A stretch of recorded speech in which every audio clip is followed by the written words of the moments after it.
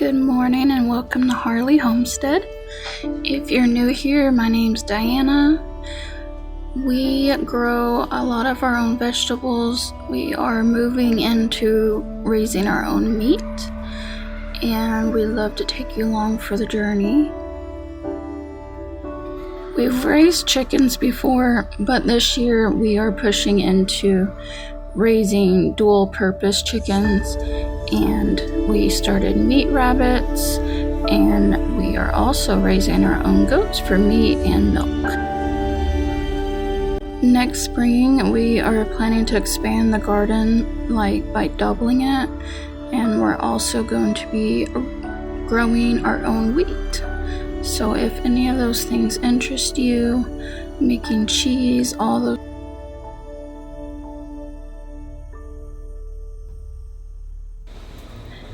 So yesterday I cooked up some bacon ends. Now I actually thought bacon ends was actually bacon, but it's more ham and some bacon fat. And that's fine, it still did the job. It just caught me off guard. I had never used bacon ends.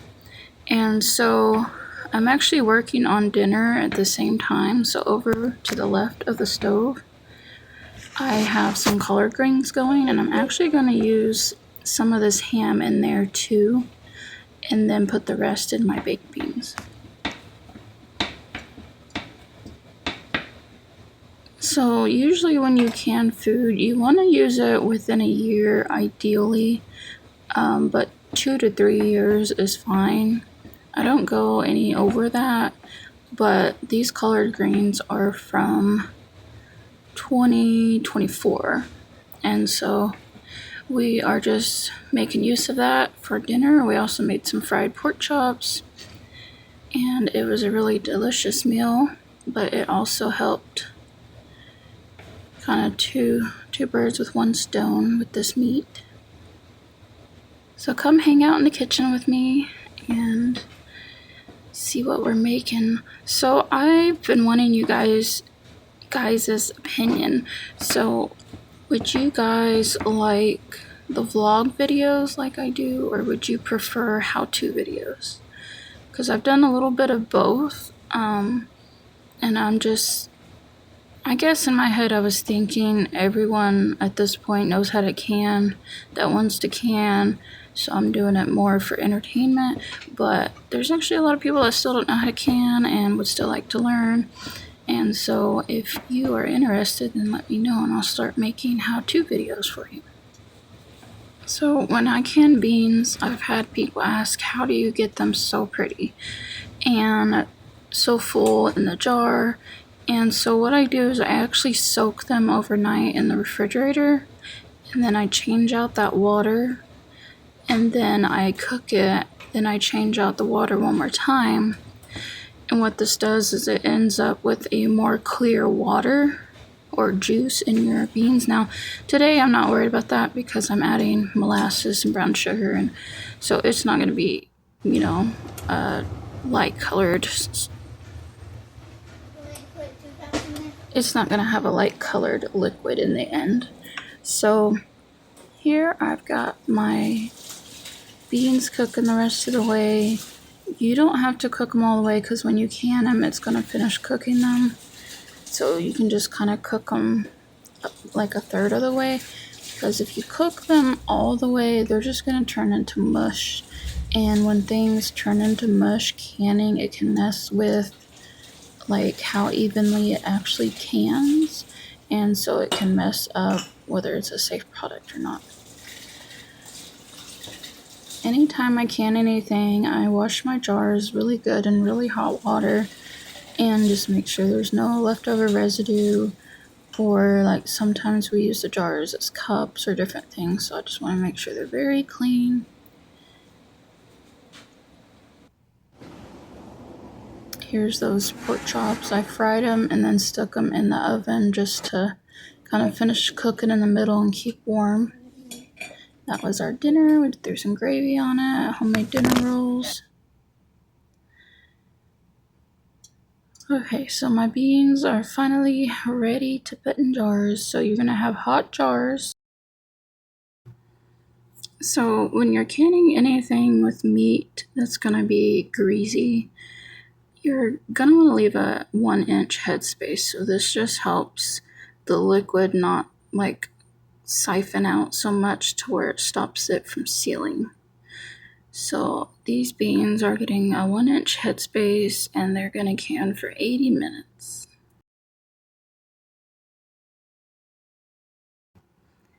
So right here, I actually realized that one of my jars is broken, and you're supposed to check for that every time you use them. I've actually never had one that was broke, but this one, I hadn't realized it yet, but I actually cut myself between my pinky when I was washing it because it has a chip out of it at the top. So you just want to check because that chip, is going to interfere with it sealing. So you're going to end up wasting your time. So you might as well run your finger or take a good glance at them and make sure they're not broken at the top or anywhere. So the danger of it being cracked elsewhere would be it actually like exploding in the canner or when you open it or when you're filling it with hot liquid. So in any way that goes, not a good thing. But jars are pretty sturdy. Like I've dropped several. It's like they break if you drop them on each other, but if you just drop them on the floor, they're pretty sturdy.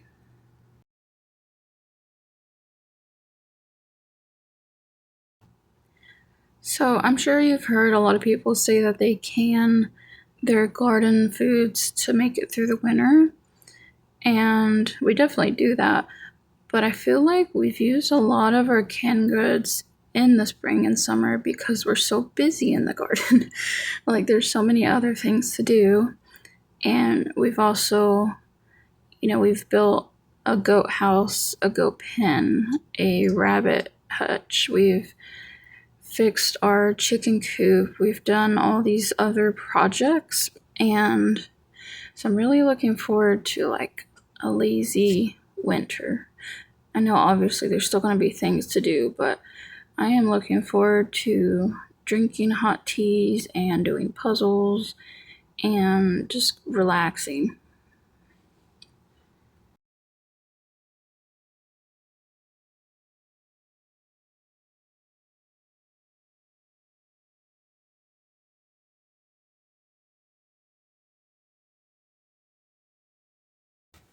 I'd also like to note that when you're filling your jars, you want to fill up with the solids first and then top off with the fluids.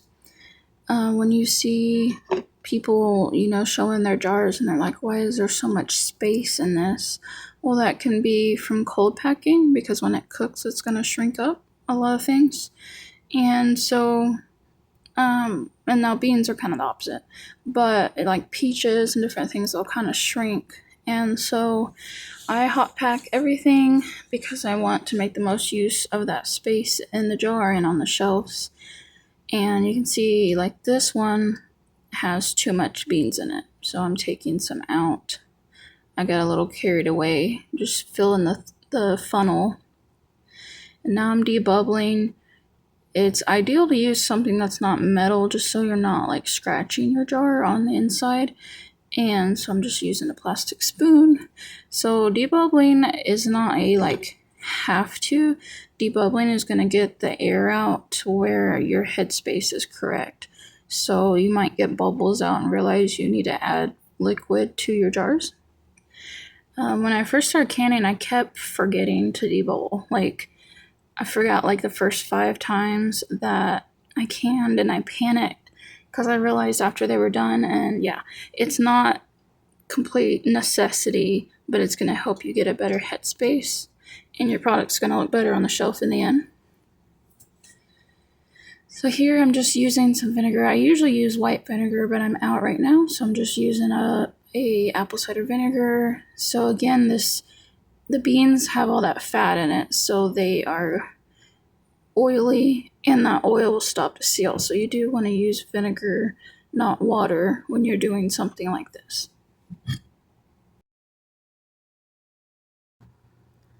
Okay, so in case there's anyone new here, this is a canning lid, and the outside part around this outside of it is the seal. So it's kind of just like a rubber gasket, and it's going to melt and glue down to the jars. Now, the canning time and the pressure and the temperatures and all that, that's what makes it safe to seal and set on a shelf. And the lid is what actually seals it so that no air can get to it, meaning that no germs are getting to it and that it's just, I don't want to say sterile, but it's a clean environment and makes it safe to not have to be in the refrigerator. I've seen some people say that you can just put whatever in a jar and throw it in the oven to seal it, but it's really important to know it's not just about sealing it. So I am using an electric pressure canner. If you're scared of pressure canners for any reason, an electric pressure canner is like so much relief. No, I got this one because my other one, my actual pressure canner, bowed. And I didn't realize that was terrible. And now that I'm like looking back, I'm like, duh. But I had posted something about like it's bowed, what can I do? And people were like, oh my gosh, do not use that. Like, you've been using that bowed. And again, now I look back, I'm like, yeah, it's full of pressure. That could have easily made it, suddenly release the pressure and, explode. This, I believe the brand is Carey. I'll show the front here in a minute. But you add 8 cups to it, and you put your jars in there. 8 cups of water, sorry. And you do use a little rack at the bottom. I'm actually using the water bath rack right here, but it's not that big of a deal as long as it all fits. Yes, it's a Carey. So you're going to shut it, lock it, and the top just has exhaust and airtight. So at first it's going to go on exhaust. And push high and set your time. So this is the only thing I do not like about this canner, is it beeps really loud with every single button touch. So when you're having to work it up to 80 minutes, it's a lot of beeping. I know the other brands, you just kind of hold the button down and it adds time. I set it for 75 and then looked at my favorite canning book and realized it's supposed to be 80, an hour and 20 minutes for pint-sized jars. They're at the bottom of the page.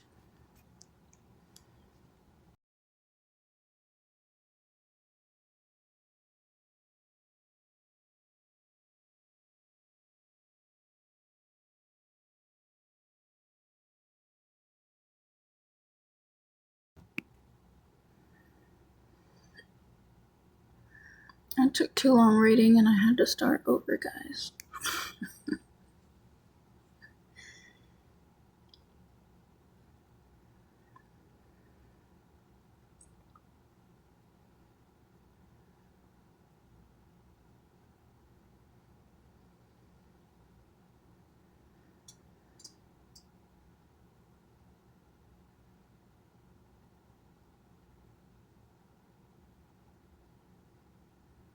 Okay, and then you're going to push start and this dial will go around, and what it's going to do is it's going to start heating up, making sure like it's going to start trying to build pressure. So just make sure it is on exhaust because we're going to move it to airtight when it gets up to 10 pounds. At this point, the pressure canner counted down from 10 minutes to 0. And now it's about to start actually building pressure to can. So this is when it has 49 minutes left. And I want you to hear how loud that is. Once it's complete, you have to let it completely depressurize.